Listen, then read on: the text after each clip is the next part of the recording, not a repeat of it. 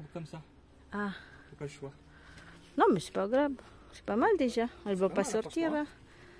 Wow, ganda ng ginawa ni paring Frank ah. Il est costaud celui-là. Hindi gusto ah. Je pense demain pour acheter, non? Attends, pas encore. Sabi ko baka bukas pwede na kami mabili ng manok kasi nung pumunta po kami doon. Maybe you can try one night to sleep inside.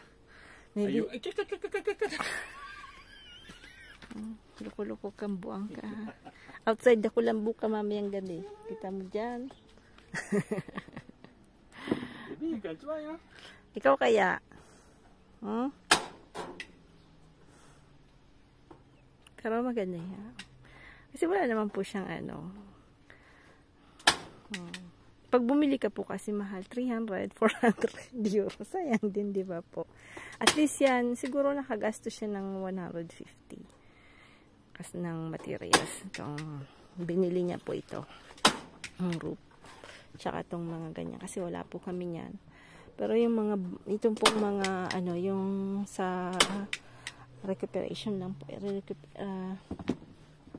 Recuperation lang po yung mga yan. So, at least ang maganda po kasi pagka meron kang manok, pag meron po kayong space, inaano ko pong magmanok. Huwag naman yung sobrang dami kasi mabanto talaga.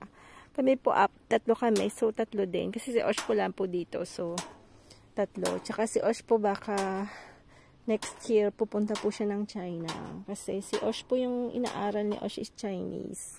So baka po pumunta siya ng China ng 6 months. Doon po siya parang exchange students, ganon. So, hindi pala exchange students. Talagang doon po sila mag-aaral ng 6 months.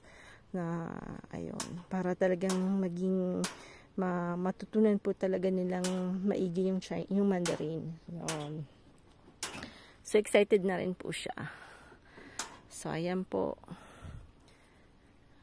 Ayan po yung ano. Kanina po naglangoy-langoy din kaming dalawa dyan. Kasi, kaya lang 23 degrees na lang po yung ano yung tubig. Medyo malamig din ah. In fairness, malamig ah. Ayan. Ça va? T'as soif? Are you want to drink?